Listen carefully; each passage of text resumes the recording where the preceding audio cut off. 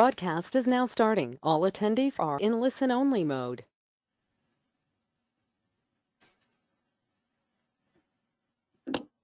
Hello everyone. It's so good to see all of you who have logged in. We're happy that you could dedicate an hour of your time just before the weekend for this webinar. My name is Vikrant, and I'd be taking a couple of minutes to explain the format of this webinar and how you, as attendees, can interact with the speakers. This is a listen-only webinar, but we really want to encourage active participation throughout the session. So please feel free to use the chat section in the platform and let us know your questions and doubts as and when you please. The speakers would be answering the relevant questions in between the sessions, but we will definitely make sure that we get back to you with all the answers post the webinar. The topic of today's discussion is designing digital first learning journeys. We have an esteemed panel of experts today, starting with Ms. Divya Verma, who's the head of leadership development and practice at InspireOne. She's an experienced trainer, a leader, and a speaker, and she's got over 20 years of experience in consulting and with several leadership in developing executive and organizational level engagement optimization strategies. Prior to InspireOne, Divya had worked with Gallup for almost 2 decades, and most recently as practice expert and lead consultant for executive teams for most key accounts in India. Next, we have Mr. Kartik Mohla, who's the founder and CEO at InspireOne. He's got more than 11 years of diversified professional experience. It spans across banking, HR consulting, and technology across America, Europe, and Asia. Currently, Kartik is leading a multidisciplinary team of creative, smart, passionate individuals to help organizations upskill their workforce by making learning effortless. Finally, we have our guest speaker, Mr. Anuj Varma, who's the VP and Head HR at Bajaj Auto Finance. In a career spanning 18 plus years, Anuj has led multiple HR practices comprising of talent acquisition, learning and development, employee engagement, and communication and technology projects in HR. At Bajaj Auto Finance, he is responsible for the overall organizational development through people management practices, culture building initiatives, developing and strengthening functional leadership capacities. Now I shall step away from this virtual podium and let Divya start the session. Divya? Thank you so much, Vikrant. Welcome, everybody. Thank you so much for joining today. We are really happy to see you here today and are hoping to make good use of this hour that you've given us by having a rather interactive discussion on this very timely topic with regard designing digital learning journeys for your organizations. I'd like to also take a moment to welcome Anuj and say thank you to him for joining us today. We're really privileged to have him here with us. And also to say thank you to Kartik, my colleague who's here to support me in this discussion today. And like Vikrant said, please do keep using that chat window available to you to send your comments and questions. We will make time towards the end to try and address questions that you have, but we are more than happy to try and take questions on the spot, on various topics that we might be covering as we proceed today. Our agenda for today starts with a very simple thing. We'd like to discuss with you and like to build a case for digital first learning. What are some of the evolutions in learning that you're seeing, that we are seeing? And therefore, where does this new methodology fit in? And how can it be leveraged most effectively in providing the learning that your people require in the environment today?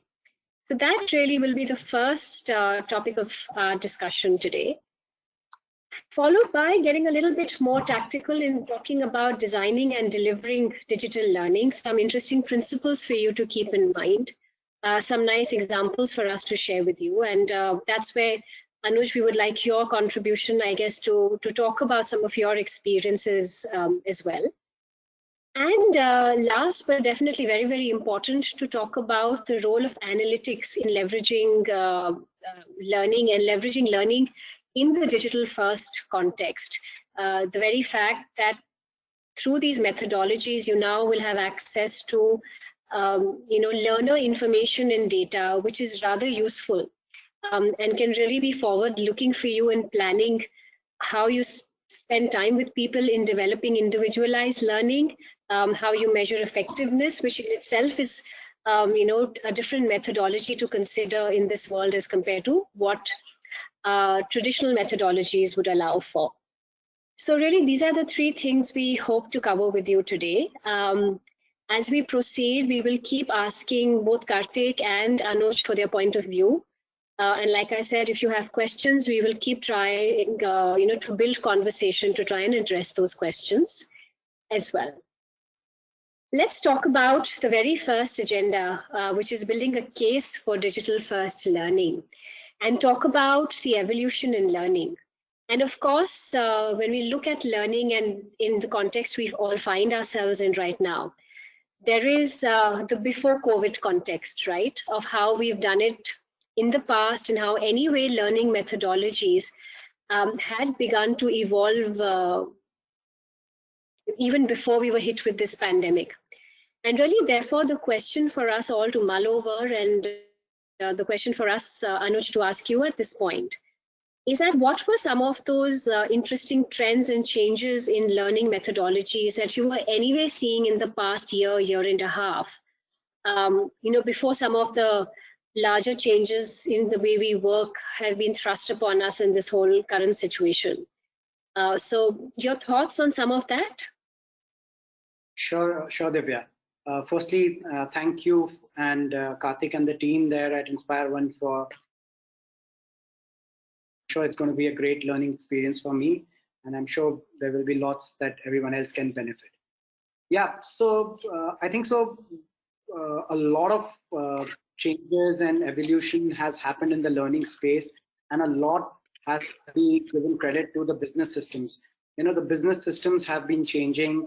Technology, digital, and new age ways of doing business has really forced the learning setup also to evolve with the way the business is evolving and the pace at which the business is evolving. And therefore, you see a multitude of platforms and pedagogy in which learning is now getting transcended in the organization.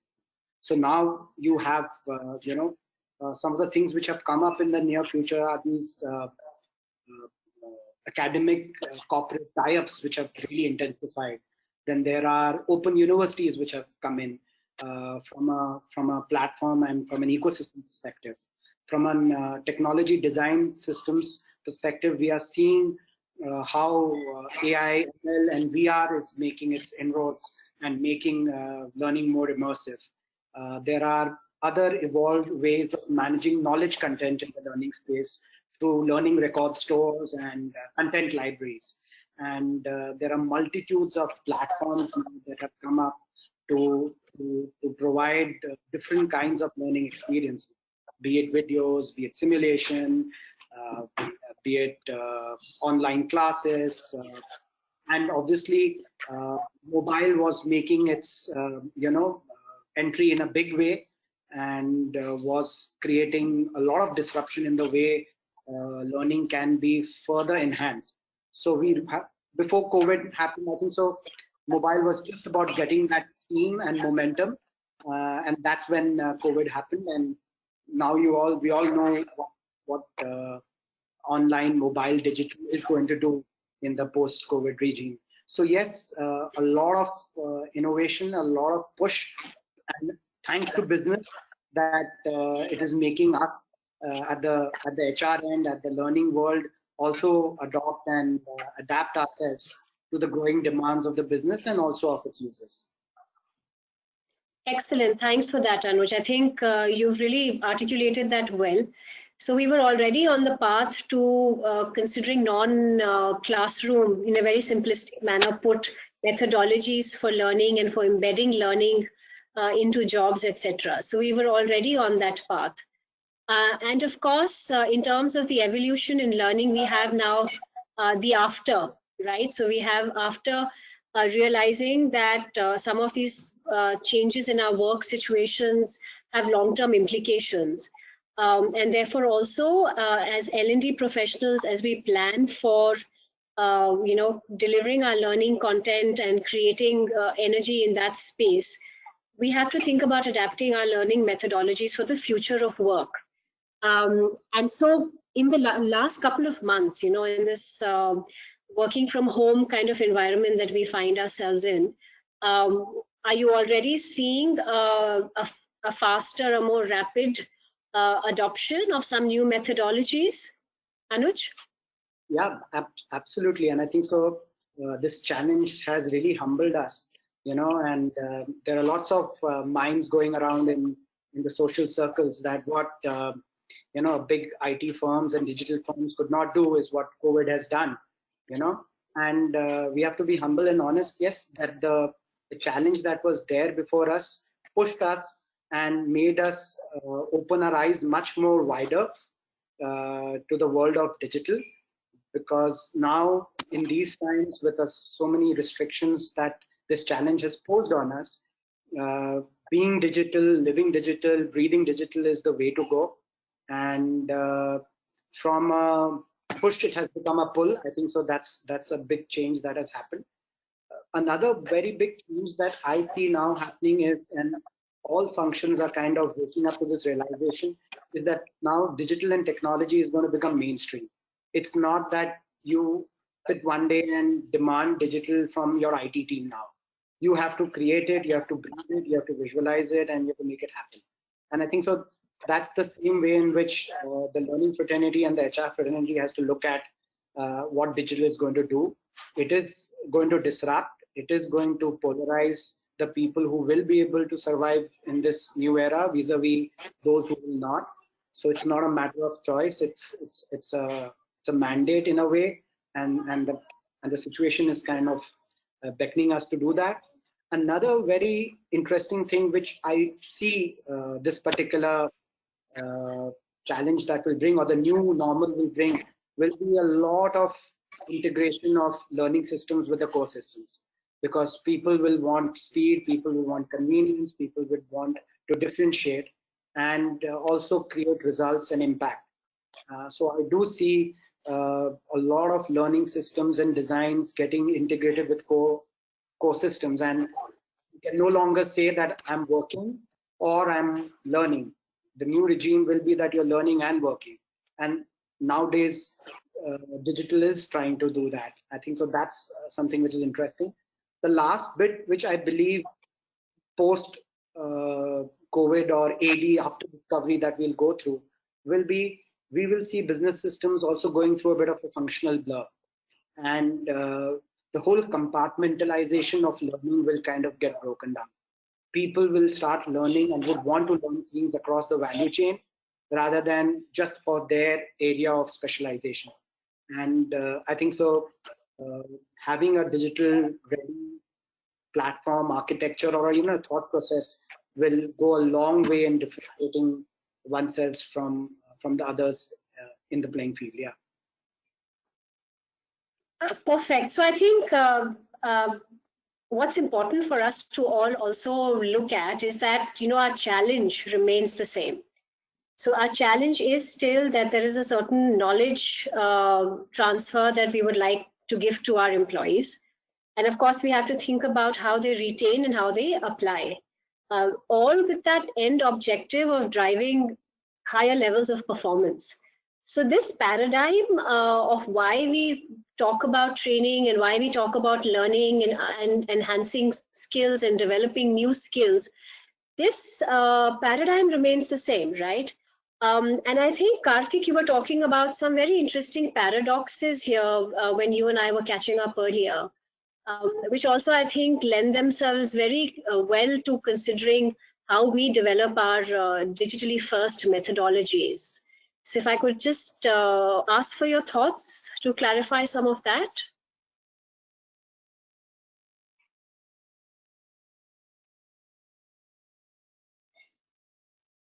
Sure, Divya. Anuj, welcome again. Thanks for joining us, and hi to everybody else as well. Yeah, I think the point on the problem remaining the same, I would ideally like to defer that to Anuj, because as a practitioner, he would know a lot about whether it's the same problem in a new avatar or is it a different problem altogether. I will say this, I think from a lot of conversations with L&D leaders and business leaders, some of whom are on this webinar, thankfully, we hear two very loud echoes through the conversation. One is from a learning and development point of view. How are you able to improve the application of learning? I think that continues to be the holy grail of learning effectiveness. And obviously, from the business point of view, if you look at the Kirkpatrick model, nothing will excite a business leader more than getting to level 4, where whatever it is that we create in an experience, it translates to some hard cold numbers coming our way. Now, I think the problem or some of the challenges in implementing this is also looking at some of the smaller, finer aspects of what maybe limits existing learning to not cross the retention barrier and go to application, right? And especially in the front line, Anuj, you can share your view here. But what we've seen is in a lot of companies, frontline employees, some are ambitious, some are happy where they are, but one area that they often lack is their ability to confidently come across to customers in various interactions. And what we've seen is that building that confidence can often be the missing piece or the bridge between translating what they're retaining to what they're being able to apply. And also asking you this from a point of view that today the deficit of trust in leading brands, not just in India, but globally, is at an all-time low.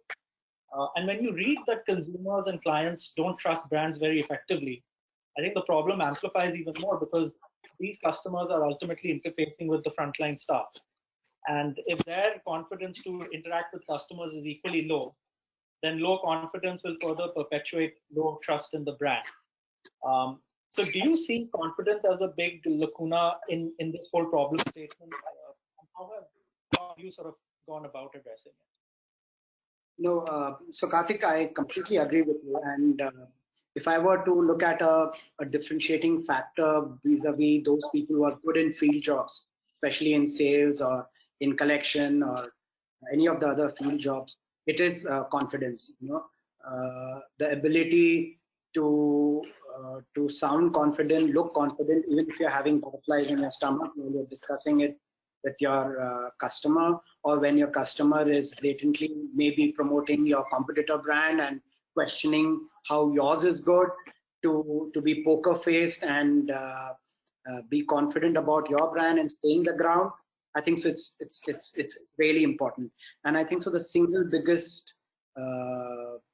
existential priority or purpose that leadership or learning should have has to be that can I provide that retention and that savviness of application so that he's confident that he can pull back from any of those situations where he's all alone in the field defending your brand in front of the customer. So I couldn't be more agreeable to you on that, Kartik. And we at the supply side of learning have to continuously build and design methodologies and methods to ensure that this confidence is skyrocketing at all times, because that's the only way your revenue and your shares will skyrocket. So there is a direct correlation, and actually that's the biggest investment for which business leans on the leadership. That apart from a strong brand, do I have a strong brand ambassador who can play our game well at the marketplace? And learning ensures that the brand ambassador is equally poignant as well as the brand. Excellent. Thank you for that, Anuj. And I think you alluded to this earlier when you spoke about the integration between work and learning. And I think most of us are experiencing that that work in this environment doesn't seem to end. You wake up, you're sort of working from home, and you don't know where the day is gone, and really you have these few brief moments of downtime during the day. Really, at best, 10 to 15 minutes where you're sort of taking a break. Unlike how you were working in the physical office, a lot of that has, of course, changed for a lot of us now. And that downtime of a couple of minutes, a couple of times a day, is of course when you're mentally trying to switch off, you're trying to recharge your batteries, and therefore think of that as the window available now to us, to also create digital learning that provides that break, at the same time reinforces a skill, provides a nudge of information that might be relevant for this individual, reinforces, like I said, concepts that you may have in the past talked about, gives you a small micro learning exposure in a format which is interactive, in a format which is fun, and therefore doesn't feel like it's another task added to your day, but it's something that you enjoy doing, and in the process gain some of that knowledge that we've been talking about as well. So it's really the challenge that we have right now, that we're all adapting to new processes, new ways of working, and our work is such that taking out larger chunks of time for learning seems rather impossible for a lot of people in a lot of organizations and several functions. So how do you use those few moments available to your employees to embed learning activities within that? And that really is where some of the aspects of digital learning can be very, very useful. And we'll sort of talk about that in greater detail. But before we get there, I'd like to ask all of you to use your chat window and tell us what are some of the challenges you're facing in adopting digital learning.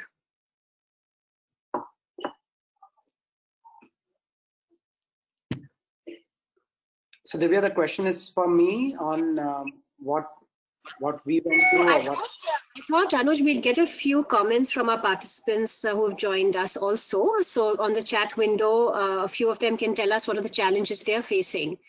And then, of course, and we'd also like to hear from you to say, when you started making these changes and thinking about adopting more digital practices, what were some of the challenges that you faced? So why don't we start with you, and as we get comments from people, I'll keep feeding that to you as well. Sure. Now, only just my 2 bits on the downtime. I think so. Downtime is so important, and it's in a way been there in business worlds and sports also. Strategic timeout is something which has changed the scene of the game in IPL matches, and in tennis also. The breaks between the games makes the players relaxed, rework on their strategy. Do their homework mentally on how they want to play the game next. So downtime is such an important part of work life, and if there is a medium which can really help us make that part very productive, I think so it's going to be great. So that's my 2 bit on the downtime, and can really resonate with that concept. Yeah, so making a digital move in my company and the way we are structured was a very interesting and a challenging one. The first question that I was posed when I wanted to do this is the question of why you want to move first. Okay, why don't you not see what's happening everywhere else and learn from everyone else, and then build a very smart second move? Why you want to do the first move? That was one, which was the first challenge which came in, and as any practitioner here who would want to make the journey, he'll have to build a business case to say why first, and obviously work on that. The next big thing was about trust, because how do you trust this system to work? Is there a long history of success and continuous success written on it? If yes, then sure. If not, then how do we trust that this was going to move? It was the second one which was saying. So therefore, is it worthy of the kind of investment of time, effort, and money that you're talking about?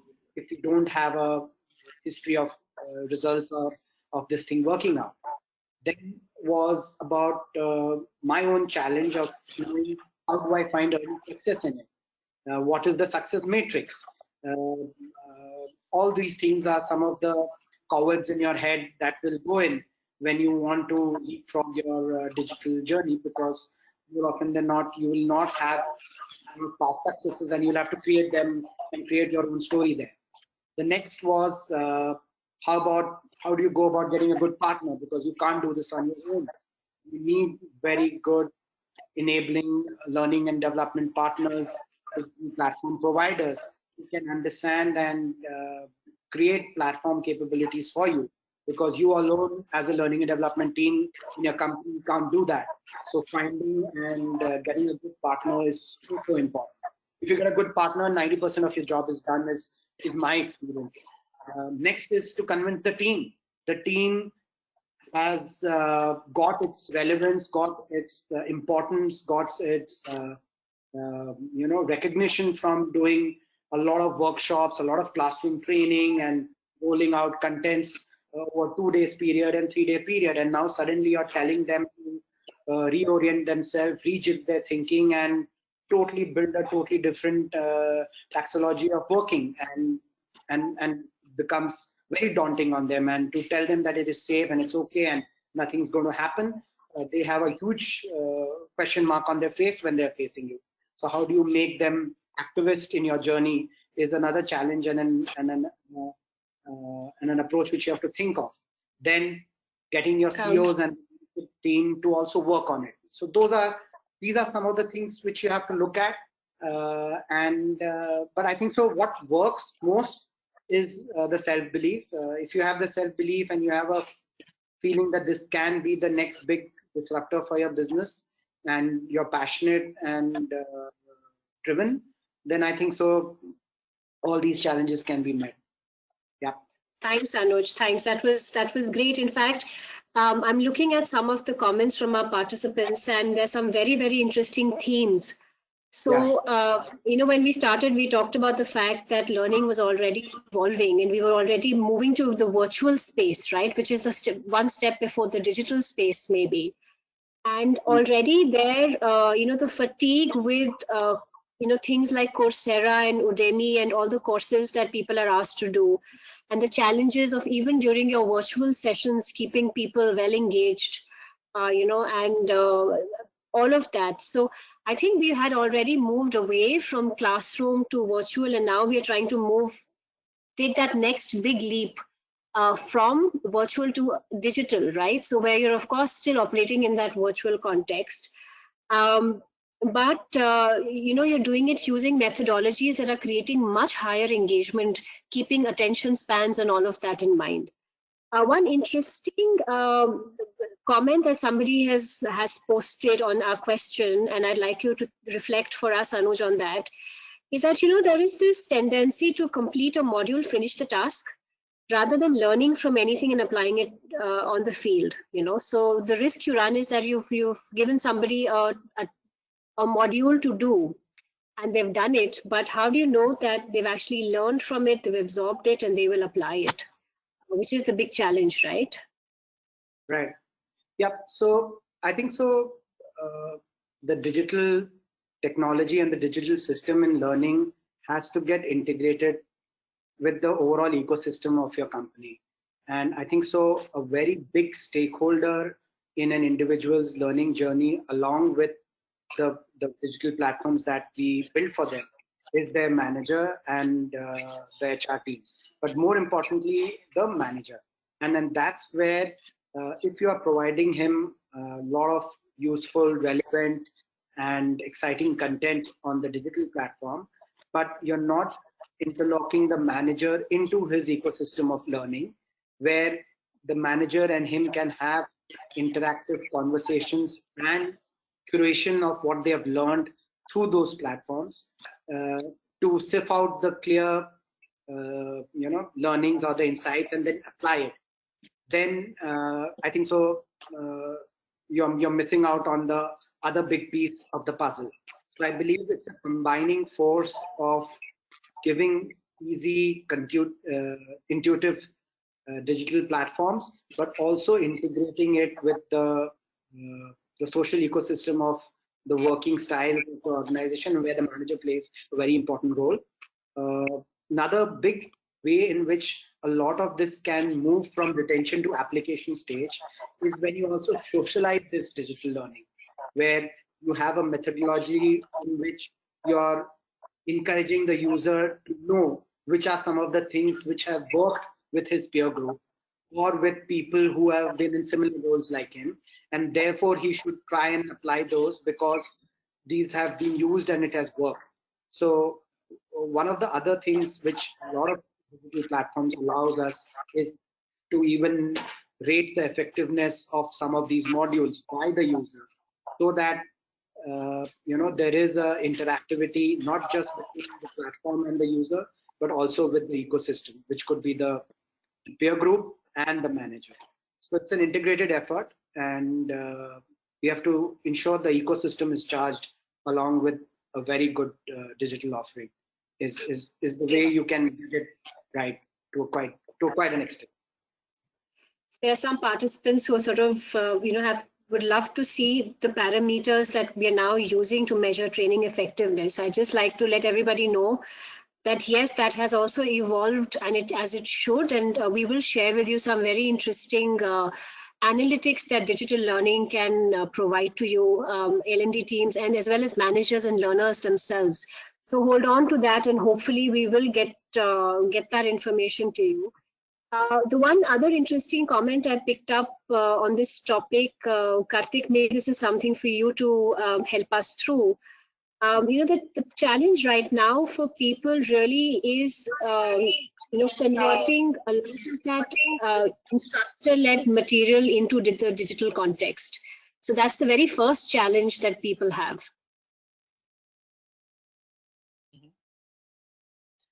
Yeah, and I think one that we all can empathize with. So, thank you everyone for sharing your views. They're all extremely relevant and timely. I think there are two parts to converting content, if I can call it that, like you have. One is the technological prowess that, like Anuj was perhaps referring to, having a enabled platform do. I think the other is also the capability within the learning and development team, right? And actually, I might want to say that it doesn't have to reside only with learning and development. We're seeing organizations, including Bajaj Auto Finance, extend that capability into marketers and product managers, as it rightly should. But the idea is, how are we getting people to also upgrade their skill sets when it comes to digital learning? One thing we haven't touched upon, but just to put some perspective here, is firstly also defining digital learning. I think in a lot of companies, digital learning continues to be hinged largely around the LMS e-learning, and back in the 90s when SCORM was the norm, that continues to be the paradigm in which we're operating. I don't think we necessarily at least have a defined understanding of digital learning yet, but I think what we can agree on is that it probably encompasses different disciplines, right? So one of them, of course, like Divya mentioned, Anuj's micro-learning design, micro-learning principles. We're seeing a significant increase and curiosity amongst business leaders also in gamification. Of course, that's a completely different beast, but very much part of the digital learning realm. Couple of other interesting disciplines, and some of your questions also, colleagues have been alluding to it, is how are you using psychology effectively to drive learning, and fourth is data science. So then coming back to the question, I think having an ability to combine these 4-5 disciplines and repackaging, traditionally staged PowerPoint content, which was great for the classroom, but obviously has its limitation in the digital world, would be one very important criteria we've seen organizations do well, right? And I'm sure Anuj will talk about that. And equally important would be have those thought processes also been part of the design principle in the platform itself. Because a lot of platforms, I think, are still focused largely on knowledge transfer and uploading of content, which also has a very limiting output, if I can call it. So I think these 4-5 disciplines, Divya, we are able to harness both from the technological side as well as from the skill set side. We'll be able to much better repackage and convert ILT content into a truly digital format, and I dare say in a much more rapid manner than what we're used to seeing in the e-learning world. Thanks, Kartik. I'd like to move on to talking a little bit more specifically around designing and delivering digital learning. There are a few other comments that are specific to this section of our discussion, which I will take on as we we proceed with this. And of course, we've all understood some of the critical challenges of the cost and time implications of classroom training.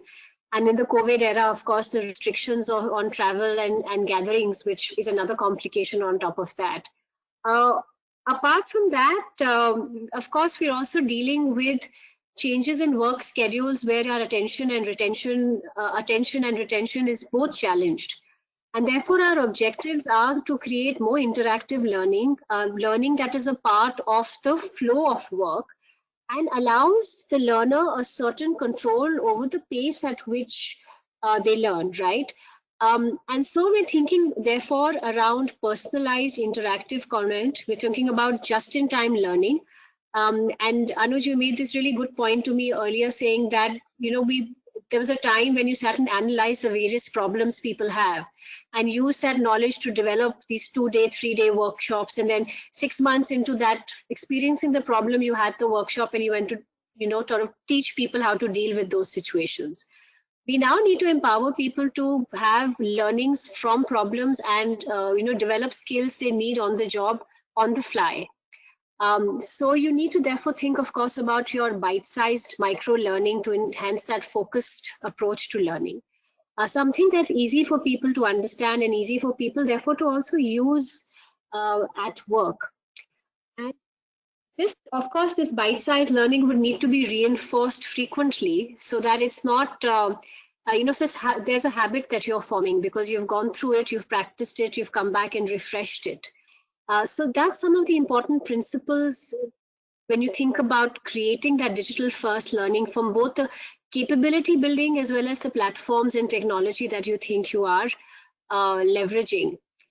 And so I think it's very important for us to keep some of this in mind in terms of the, the design and delivery of digital learning. And that therefore brings us to some of the new principles or disciplines to keep in mind, and therefore having a more holistic approach, right? It's not just one or the other, it's a combination of all of these that really work. And our transition, therefore, from the physical to the virtual to the digital, where we are not just thinking about e-learning and instructional design, but we're thinking about principles of micro-learning, we're thinking about gamified learning. Also thinking about, how we use our data science to drive our learning agenda better, and how to therefore also constantly look at learner psychology and say, all right, what are the ways in which people are learning? How are we leveraging that at the very base level of the individual? And, building our platforms and our capability to address these needs. So that's really, the approach to keep in mind, that holistic ideology to keep in mind.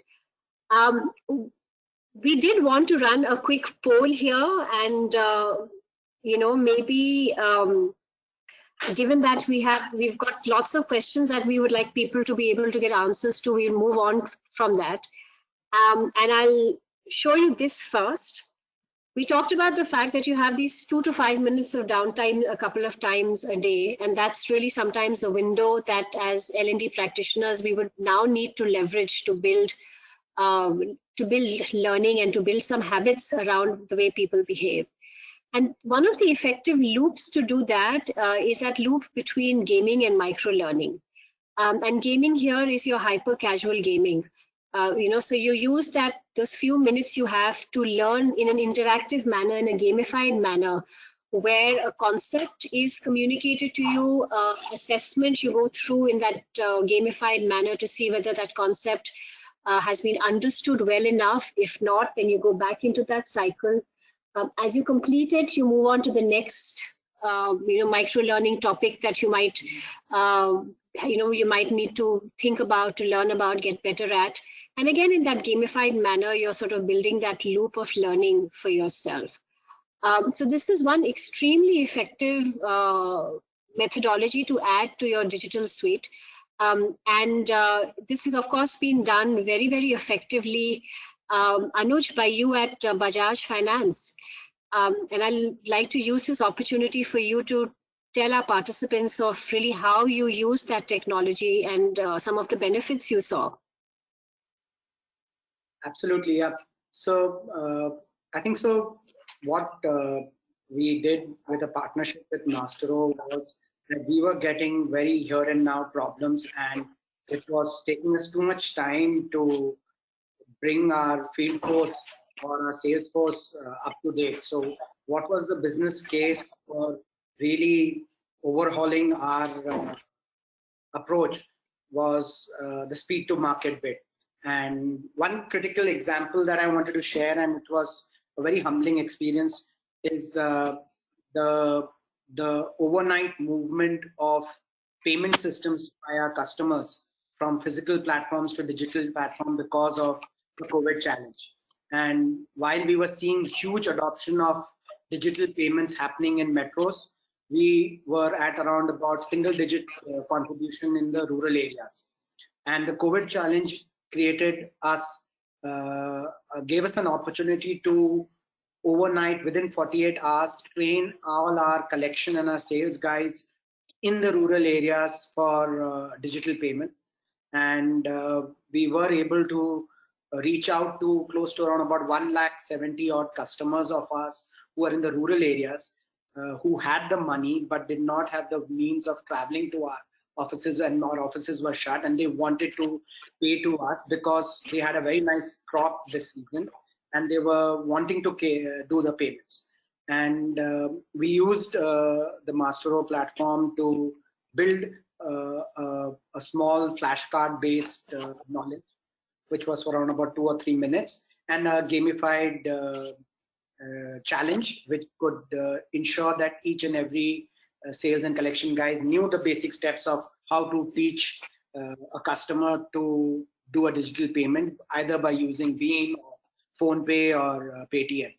And in a week's time, there were close to around about 10 to 15 crores of money which we collected from through digital payments, where the normal payouts that we, or collections which we used to do, was around about 1 to 2 crores.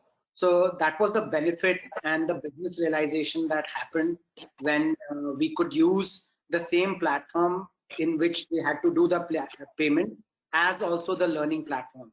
So all this was taught to them through a very interactive app on their mobile, and most of the modules were anywhere between 2 to 5 minutes, with a challenge game which was taking around about 30 to 40 seconds.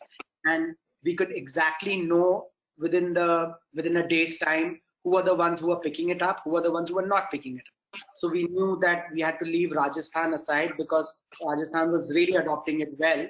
And the way the game was adopted on Monday, we could see how the collections were happening on Thursday and Friday. And therefore we knew that if West Bengal is not picking up on the game, the chances are that they will not be able to train the customers there to move to digital payments, and therefore we had to focus our energies in West Bengal and not in Rajasthan. So we ended up using the game coverage as a lead indicator to know where our collections could happen better, vis-a-vis where we needed to focus more for the collection to happen. So in a physical system, this couldn't have been possible. We couldn't even got the data in time, and we couldn't spread that requirement with the speed and accuracy that we wanted. And we had a small window because to that customer, everyone is going, because he's not just paying for the motorcycle EMI, he might be having other EMIs, and whoever reaches him first gets the benefit. And so this really helped, and it also allowed a lot of the business users to also then demand this as a go-to mechanism to, because they were seeing how this can benefit them from an end output perspective. Even when it comes to onboarding, because we could not onboard people physically, we could not call them to our head office and do the induction, which we do, which is a 3-day induction, in which they go and meet the function heads. All the induction modules were given to them on a mobile platform, and they could consume it at their own time and learn from it, and they were getting a better perspective of the organization. So the new joining, onboarding, and the product refreshers and the process refreshers were really effective using the digital platform. And each individual's experience of how they consume this was different, and then we could profile them differently and then make different set of interventions over and above what we were giving them to consume, given that this platform was giving us the data to make those actions happen. So it was quite interesting, and it was quite eventful, and yes, we got some early success and impact. Excellent. Thank you, Anuj. Happy to hear that story from you. Both Kartik and Anuj, we have an interesting comment on our chat where a participant has said that, we have found micro-learning modules that take 7 to 9 minutes have great completion rates. But when you want to do more detailed modules, so you have more detail, sort of a larger amount of content, how do you work around that constraint? Right. Kartik, your thoughts maybe first? Sorry, Anuj, go ahead. Yeah, no, so I think it's a very, very important and a valid question. And my view when I was seeing this work was that we had to compartmentalize and break them into smaller parts. I realized, and through my own personal journey, I realized that long drawn content go through a challenge of retention and application. That same content can be broken down into 100 parts and made available for the user, which he can use it at his own convenience. And then when you have the data of all those 100 parts in one, you can assume that some bit of application has happened. So the approach one can take over here when there is a long drawn content is to compartmentalize it into various phases and levels. What level also does is it gives you a sense of reinforcement and achievement, because you are telling the user you have completed level 1, now go to level 2, now go to level 3. So there's a sense of achievement, which from a neuroscience perspective builds engagement and creates addiction and habit, and also ensures that there is something more to look forward to, and it doesn't become very daunting and intimidating. I remember when I, maybe 5-6 years back, used to get an e-learning course which used to show 3 hours and 4 hours. It never allowed me to even start going for it, because I used to wonder, when can I get this window where I can do this at leisure and with full concentration, and that window never came in my work life, right? Whereas if I have 3 minutes, 4 minutes, it's more achievable, and I know that when I finish that, there's something more to come, and it's engaging. So from that perspective, it works out. So the trick is to break it down into consumable, bite-sized learning nuggets, and then continue the journey. Great. Yeah. So just keep building skills on top of skills and forming the right habits along the way. Let's look quickly, given the little time we have left, at the role of analytics in digital learning. I think that's a very, very important aspect which merits a lot of attention. And really, Anuj, we're using some data that we gathered while we worked with you at Bajaj Auto Finance here. But, we think about your productive learning time in those quick micro-learning gamified context. It is to that in that category of 2 to 5 minutes. So if you're getting something done in less than 2 minutes, that's really not going to stick with you. That's really a bit of a waste of time. And if you're spending more than 5 minutes on a micro learning module, then maybe you're actually not being as productive, and you're sort of eating into your productive hours, and therefore that learning is not adequately productive for you. And so we found that the most productive sort of zone of learning was that 2 to 5 minutes of that downtime that we've been sort of talking about repeatedly. And both for your collections, for your two-wheelers and four-wheeler category staff, very clearly the majority productive learning happened in that 2 to 5 minute category. So it's analysis and learnings like this that can help design better quality digital learning in the future, as we continue to understand these technologies and ways of working with this in more detail. And of course, these platforms such as this give you a really deep look into some data at, of course, teams, right down to learner level as well. So while, and this goes to your previous answer as well, Anuj, you may have a lot of content and a lot of skills you'd like people to develop on the topic of, let's say, improving collections.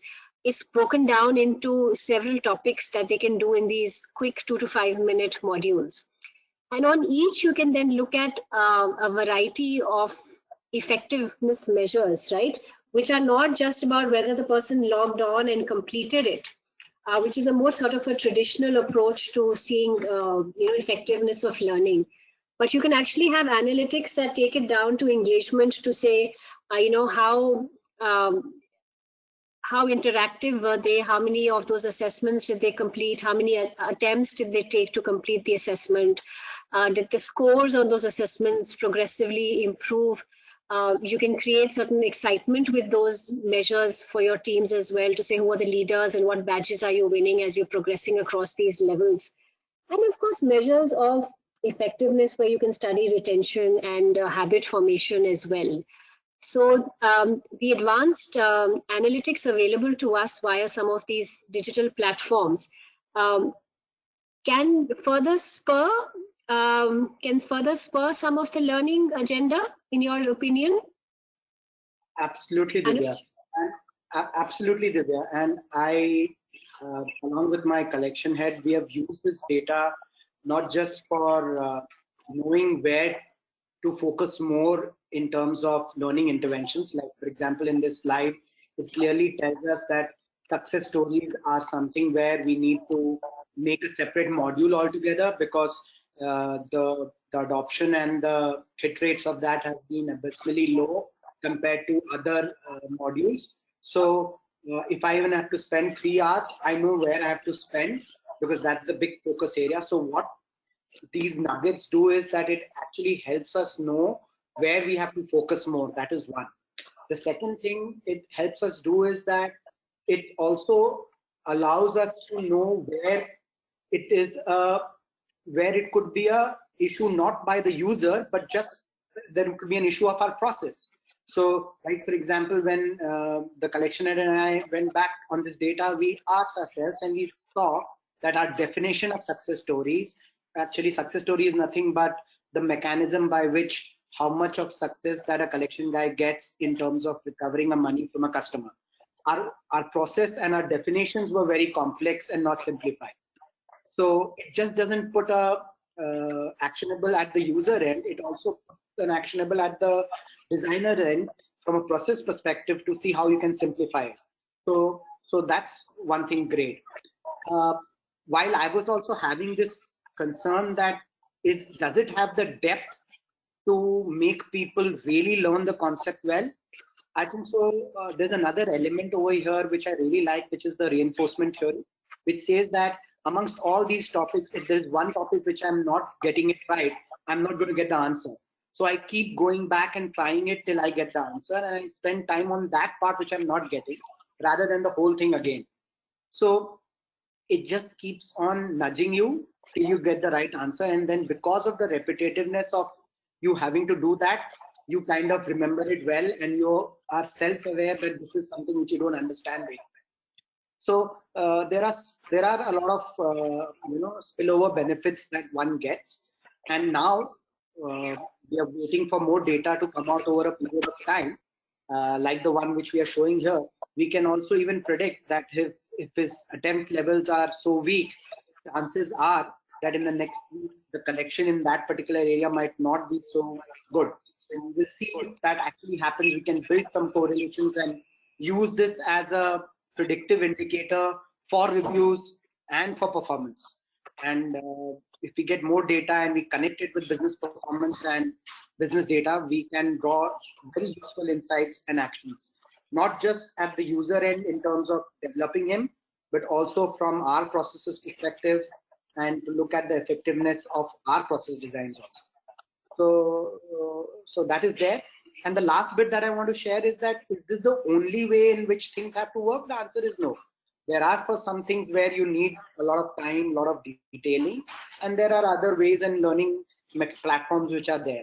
But if you are looking for something where you can solve quick fast learning needs of your field force, where you want quick adoption, where you want quick fix, where you want them to get the right thing first in front of the customer, and for which he doesn't have to be pulled back to a training room or to a full-fledged webinar, but you want him to learn it on the fly at his time and pace, then there's no better place than micro-learning. And the effectiveness of this platform is just humbling me vis-a-vis the other methods, is my take.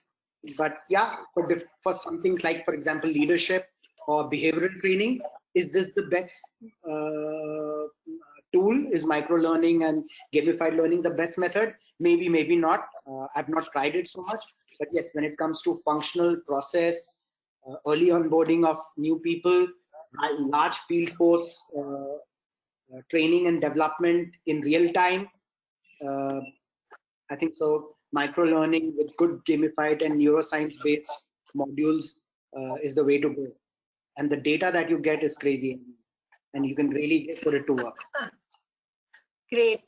Kartik, your additional points on some of the analysis that you're churning out, at a very high level now from some of these technologies. Right. No, I think just to extend what Anuj is saying very quickly, I think the methodology of learning can technically be extended for any form of requirement that you have.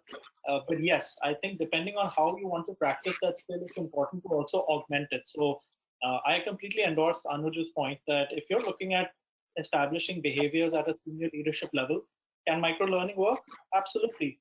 Can it work on its own? Absolutely not. It has to also be reinforced with some amount of expertise which only a facilitator can bring to the table, a facilitator or a business leader.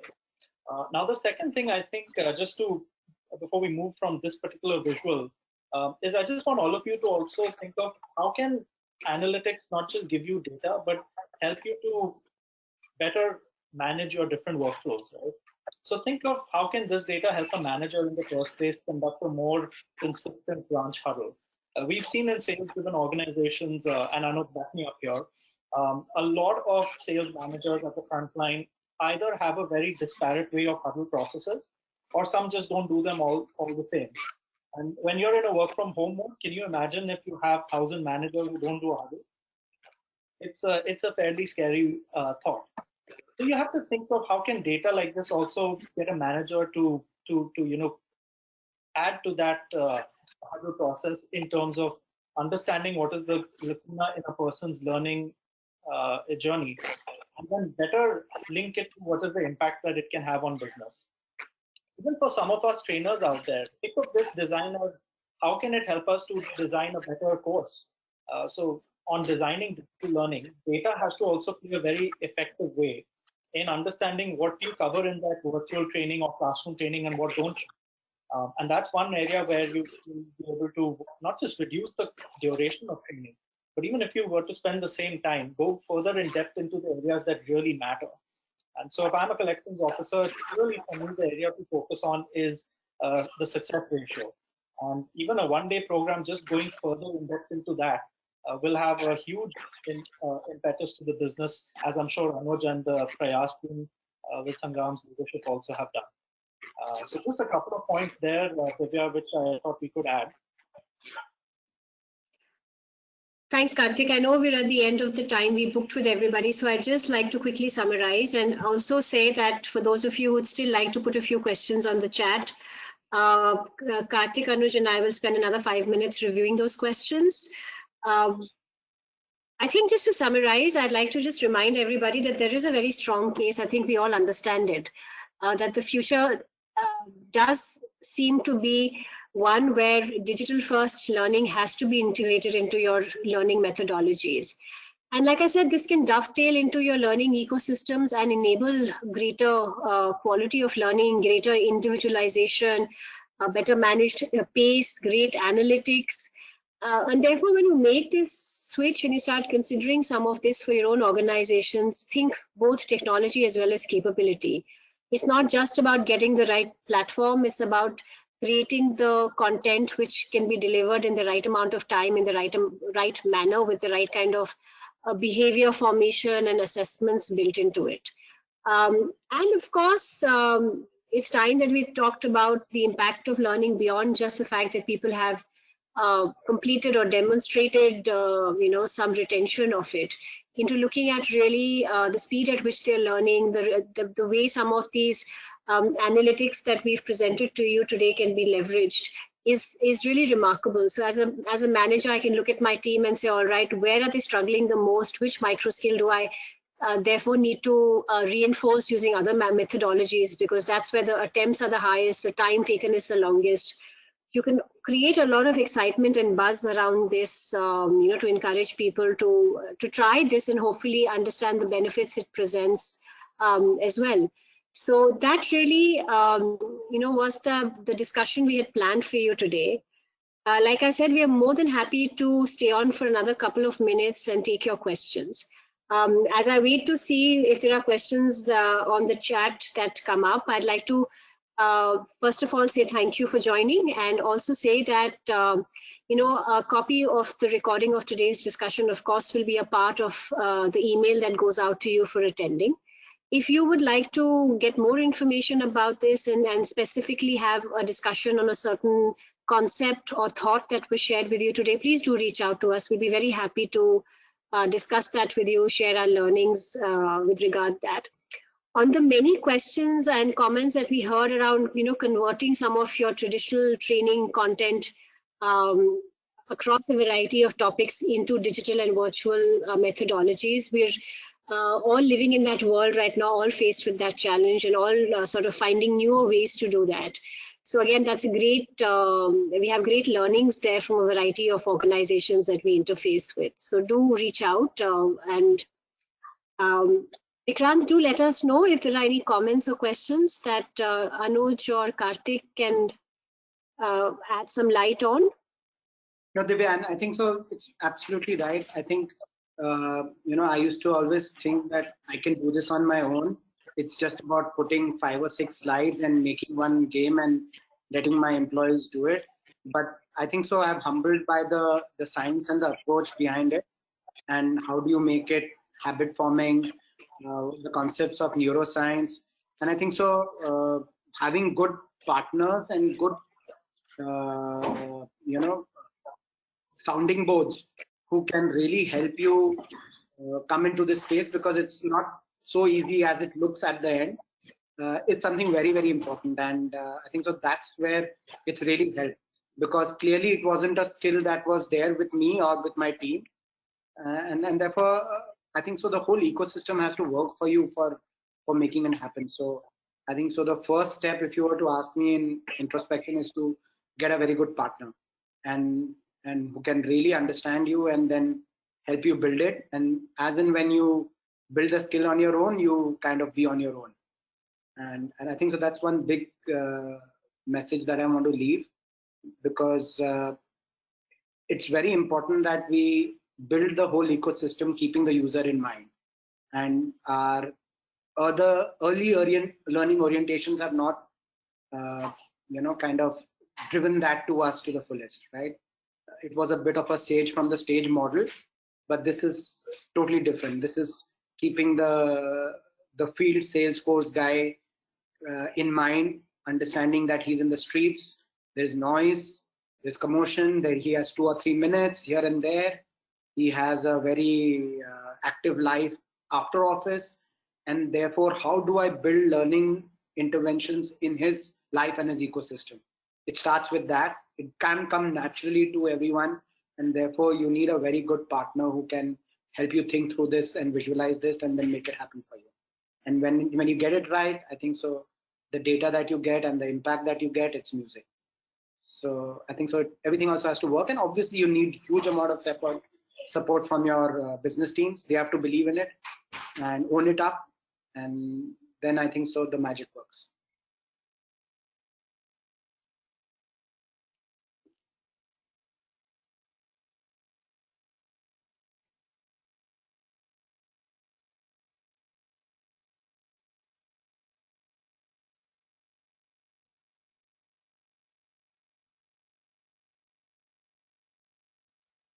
Great. Anuj, I think one question which we can probably sign off with, if I may ask it on behalf of the audience, is can you give some structure to what could be measures of success that we should evaluate digital learning beyond obviously the traditional completion and adoption rates? I think that would be a good topic to end the conversation with.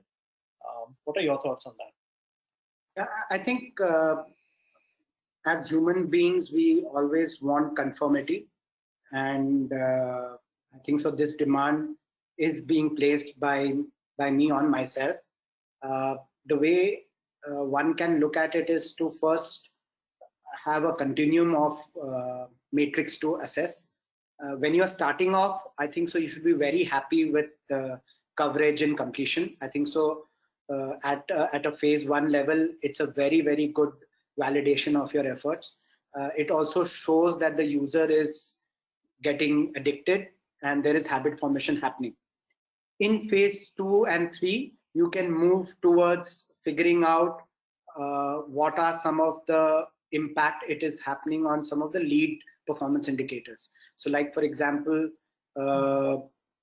if you complete a collection module, and if the completion rate in a particular state is of a positive or at a top percentile, is the collection performance of that particular state also in the same thing, to draw some correlation, no causality, but correlation. And at the last phase, which is the most evolved stage, will be to connect the learner data, which could be a progressive learner, reactive learner, or an inactive learner. Can you connect that data with his performance data to see correlations, and if need be, jump to certain causality? So that's the most evolved level in which you can get into. At the end of the day, you can't do a factor analysis to figure out that, okay, this led to business success, because business success is a combination of huge factors. Maybe your competitors switched off or switched on, maybe there is external challenges, political issues, so on and so forth. But at the end of the day, I think so individual performance, if you can connect it with some of the learning outcomes that they're doing, can be the most evolved stage of evaluation that you can do of your effectiveness. It depends upon what stage of your evolution you are on your digital journey. Right. What stage you are is immaterial to, I think, the fact that in digital learning, you should get more data than you would have otherwise. I think that's the larger point I'm also taking away from you. Great. Yeah, data is key, because data helps you convince people and also to get yourself convinced. So without that, it's just a war of beliefs, and your chances of losing is higher there. So data helps you along with your belief. Absolutely. And on that note, I believe we are a little ahead of time. So Divya, would you like to wrap up now?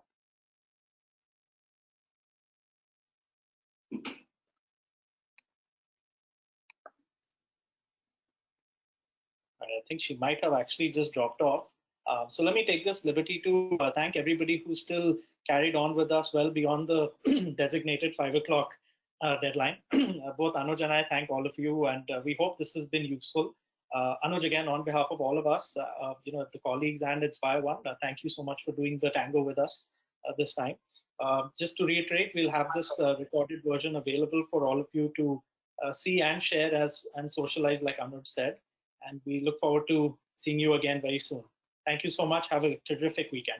Bye-bye. Thank you, InspireOne team. Take care. Bye-bye.